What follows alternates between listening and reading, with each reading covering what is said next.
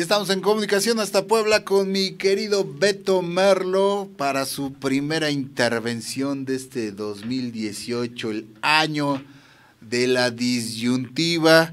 ¿Y cómo la ves, mi querido Beto, en estos primeros días de precampaña y en todo lo que hay alrededor de todo este ambiente político electoral? Mi Beto, buenos días.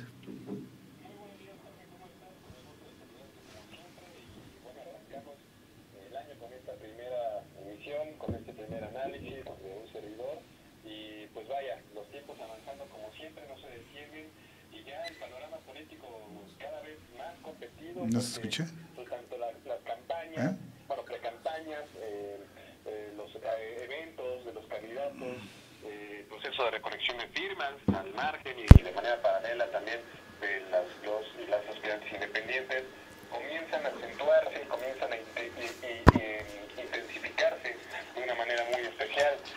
Ya prácticamente en estas 2-3 semanas que comenzó el proceso, los candidatos han podido visitar un número pues muy interesante de estados. Prácticamente están manejando en su agenda 1 o 2 estados por día.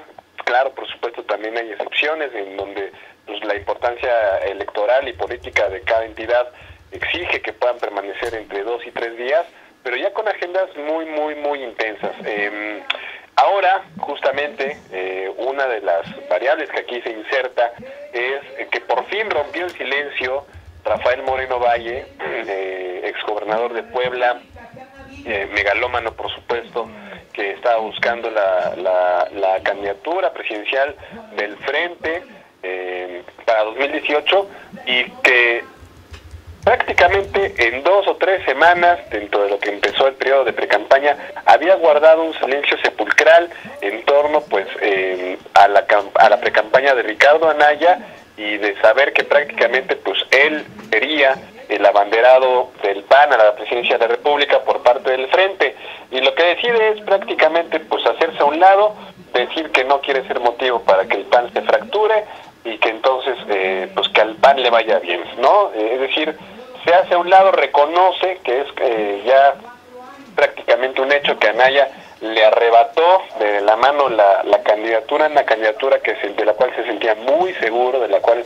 sus estructuras, sus operadores, pues ya prácticamente la sentían propia, y ahora pues con esta gran sorpresa, ¿no? Que se hace a un lado una de las escasas derrotas, por así decirlo, políticas del personaje, pero también muy estrepitosa. Entonces, pues, prácticamente Anaya ya tiene el camino libre, y aquí, digamos, pues ya se comprueba la hipótesis que habíamos mencionado justamente en el programa del año pasado, el último que tuvimos, en donde yo les comentaba que pues ya se nota y se ve a todas luces que la decisión de los partidos y de las coaliciones por explotar al máximo el tiempo de precampaña como campaña, pues era la primer consigna, ya que no tendría ningún tipo de contienda interna en sus partidos por parte de ninguno. Entonces, pues el escenario ya está bastante claro. Van a estar en la boleta electoral Mid, Anaya, AMLO y muy posiblemente lo que queremos es trabajar por un Aguascalientes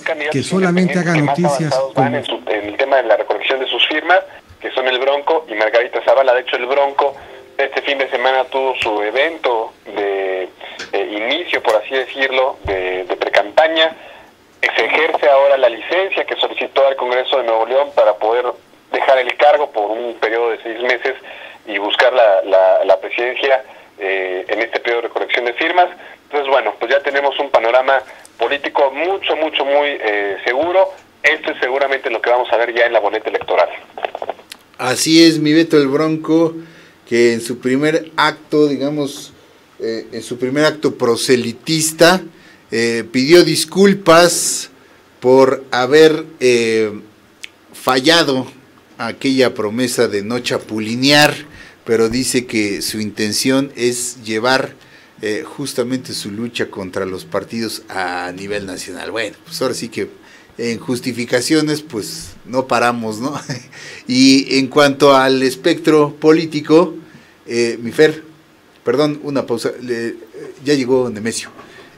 Perdón, mi Beto, es que estamos aquí, ya sabes, haciéndole Agarrando el ritmo. Sí. Está bien, no pasa nada, no pasa Perdóname. nada. Nemesio Delgado. Gracias, mi Beto. Sí, te decía, entonces, el Bronco justificándose, seguramente alcanzará, ya tiene casi validados el total de firmas por el INE, le falta este asunto de la dispersión de las 17 entidades, es muy probable que las alcance, al igual que Margarita Zavala, y el que va emergiendo ahí como, alcanzándolos ahí como en la última curva, por así decirlo, es Armando Ríos Peter, que también está apretando fuerte y probablemente sean 3 entonces los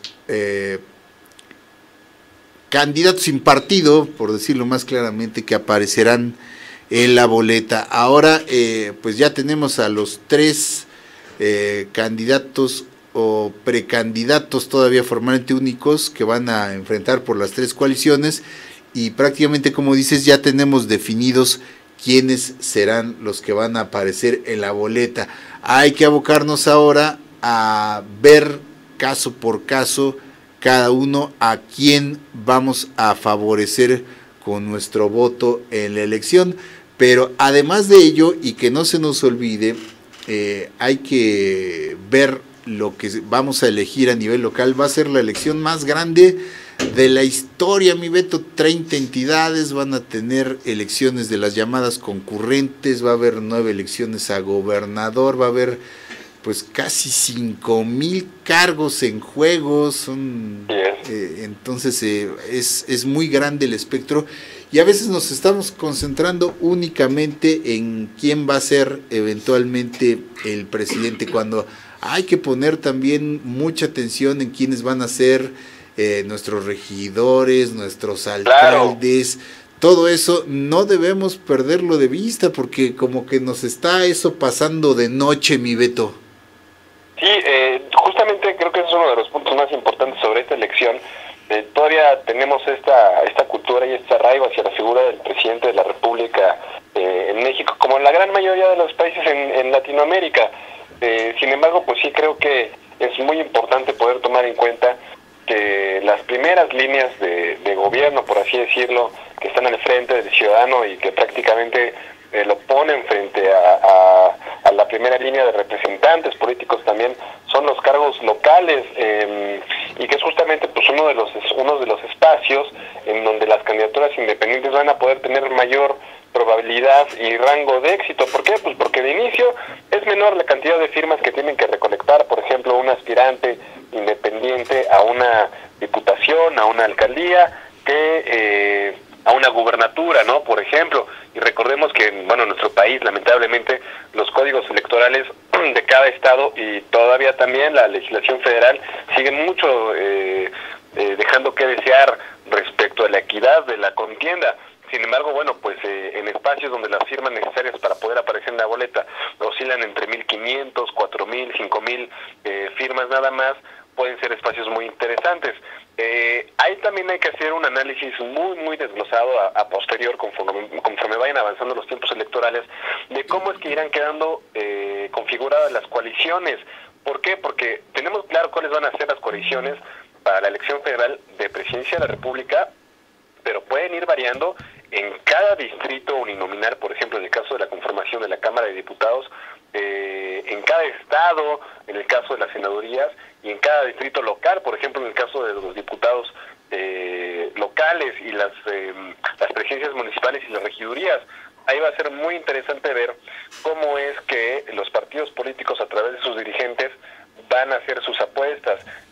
Decíamos, y esto lo comentábamos desde hace mucho tiempo, esta va a ser una guerra que va necesariamente a impulsar a los partidos políticos a entablar pues, luchas y batallas en 1000 frentes distintos, y no todos los van a poder ganar. Sin duda, la principal atención estará en la conformación del Congreso de la Unión, y creo que pues esto lo dejó entrever muy claramente, por ejemplo, el día, la coalición por México al Frente, el día que firmó el convenio, porque prácticamente pues se habló de cómo estaría repartida la asignación de candidaturas para el PAN, para el PRD y para Movimiento Ciudadano. Si bien su apuesta principal es a la presidencia de la República y lograr la mayor cantidad de votos, porque yo dudo muy conscientemente que puedan llegar a repuntar para disputar el primero e incluso el segundo lugar, pues también están haciendo una apuesta interesante por lo que queda del Congreso de la Unión, porque al fin y al cabo pues es una carta muy necesaria y muy importante para poder negociar con quien sea que quede de presidente de la República.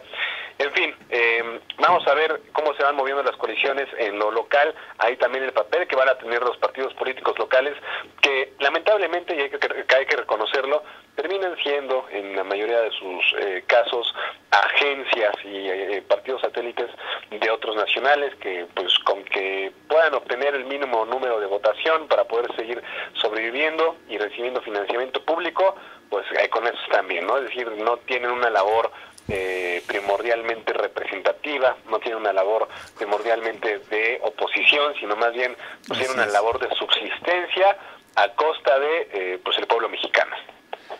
Así es, mi Beto, desafortunadamente no alcanzamos a tener o no tenemos, más bien dicho, un sistema parlamentario en el que varios partidos pequeños se unen para formar gobierno y poder tener un gobierno que no esté constituido únicamente por una fuerza política. Aquí la única finalidad de las coaliciones es, como tú dices, la subsistencia, el registro y seguir viviendo del erario, desafortunadamente. Es una de las cosas que tenemos que empezar a cambiar, el cero financiamiento a los partidos, transformar esta idea de que un partido es uno de los mejores negocios que empieza a dar dividendos en lo inmediato y que lo sigue dando desafortunadamente a través de estas triquiñuelas como estas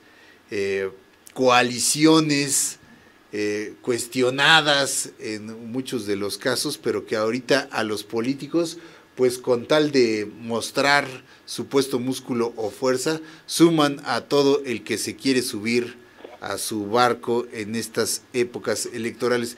¿Tú cómo ves, mi Beto? Me gustaría que nos dijeras cómo ves este inicio, este arranque de la campaña electoral, digo, más allá que es pre-campaña, que es una simple etiqueta. Simulación, ándale, una simple etiqueta. ¿Cómo ves esta campaña en relación a las de años recientes? ¿Es exactamente lo mismo? ¿Ves algún cambio de forma, de fondo? ¿Crees que estamos avanzando hacia cierta transformación en el sistema político electoral o es simple y sencillamente más de lo mismo, mi Beto? ¿Cuál es tu evaluación? Claro, es muy temprano, ¿no? Todavía falta avanzar más en ello, pero con lo que ves hasta ahora, ¿cuál es tu evaluación, mi Beto? ¿Hay cambio? ¿Hay avance? ¿Estamos igual? No, mira, yo entiendo que estamos muy temprano en este periodo, sin embargo, pues ya con la simple definición de los actores y con el mapa de todas las personas que ya figuran o figurarán dentro de la boleta electoral, nos podemos dar una muy buena idea. Bueno. Sí. Ajá. Bueno. Sí te escucho correctamente. ¿Se escucha? Ok. Sí. Entonces, definitivamente creo que sí hay un cambio positivo, hay un cambio democratizador, por así decirlo, de la arena electoral en México, ahorita en 2018 con respecto a 2012. Yo creo, y lo que veo es, pues candidatos con mejor preparación, con candidatos que han atravesado, de cierta manera, pues un proceso de madurez política, específicamente, pues en el caso de AMLO, que ya no trae este mismo discurso anquilosado, que sí sigue siendo de cierta manera maniqueísta, ¿no? En donde, bueno, pues esto se trata de los buenos contra los malos, pero que comienza ya a tomar de manera un poco más seria ciertos temas y ciertas propuestas, aun cuando hay aspectos elementales en los cuales nos deja mucho que desear, por ejemplo, en el tema pues de la amnistía, ¿no? Que jamás pudo aterrizarlo como una propuesta de política pública, más bien fue un recurso discursivo, pero sí, bueno, del otro lado señalar también que ha podido lograr mantener a flote este movimiento y que creo que también le ha servido como un proceso para poder revalorar ciertas posturas. Entonces creo que deberíamos ser mucho más exigentes en esta elección en cuanto pues al nivel discursivo de los candidatos, ¿no? Todos sabemos y hemos visto por ejemplo, en procesos locales, que los debates, por ejemplo, entre los candidatos y candidatas, terminan siendo shows y espectáculos de acusaciones, de groserías entre ellos, denostaciones, de faltas de respeto, nada más, que en lo absoluto abonan al debate público. A mí me parece que ahora la propia agenda pública del país, que digamos, pues lo que exhibe son los problemas que México siempre ha tenido, pero que ahora los exhibe de una manera como nunca antes se habían exhibido, pues los empuja a tener que abordarlos de manera más seria. También, bueno, por supuesto, el electorado me parece que no es el mismo de antes. Eso.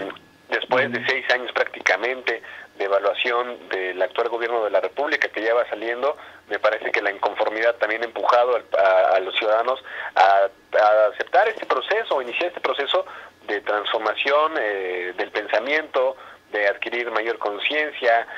Ahora las redes sociales van a jugar un papel tan importante como pasó en Estados Unidos con Barack Obama en el 2008. Bueno, en nuestro caso van a ser prácticamente 10 años después, pero ya comienzan a tenerlo. La información del día está prácticamente pues a un dedazo de esfuerzo. Ahora el tema del desprestigio político creo que es más y mucho más, o sea, mucho más grande y más profundo que nunca. Entonces, estas pequeñas variables que encontramos tanto en los candidatos como en el electorado y en el mercado electoral que habrán de convencer dichos personajes, creo que sí le dan un sabor muy especial a la contienda. Claro, al margen la consideración de que, como bien comentabas al inicio, esta va a ser la elección histórica más grande. De nuestros tiempos. Ahí más bien la atención va a estar un poco sobre el árbitro electoral y sobre su capacidad de conducción y organización del proceso de manera democrática legítima. Lo otro es justamente lo que atina hacia el polo de los candidatos y del electorado.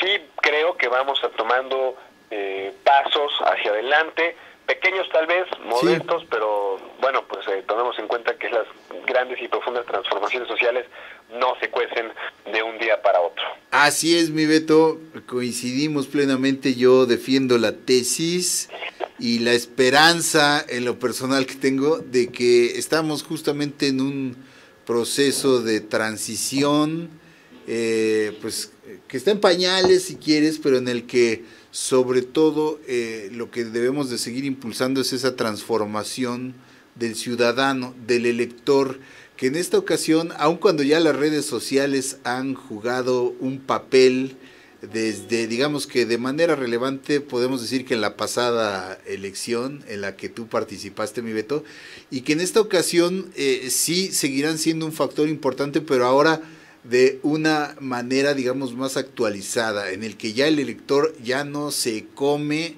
todo lo que ve en las redes, ya está más dispuesto a es un análisis más profundo, y además hay una discusión un poco más avanzada, de mayor altura que lo que fue en el pasado. Los políticos siguen en la denostación y los ciudadanos van por el análisis más acucioso, más profundo.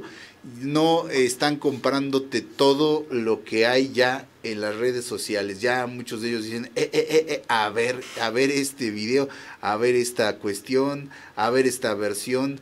Ya no están consumiendo todo de manera masiva y en automático. Y eso yo creo que nos da un aliciente de que esta sociedad sigue avanzando en esa transformación intelectual que debemos todos seguir propugnando, más allá de las autoridades electorales, más allá de las ofertas políticas. Es el ciudadano en el que va a madurar, y en esa medida, Beto, yo creo que es en la que realmente va a empezar la transformación del sistema político y sobre todo de la sociedad en sí misma, mi Beto.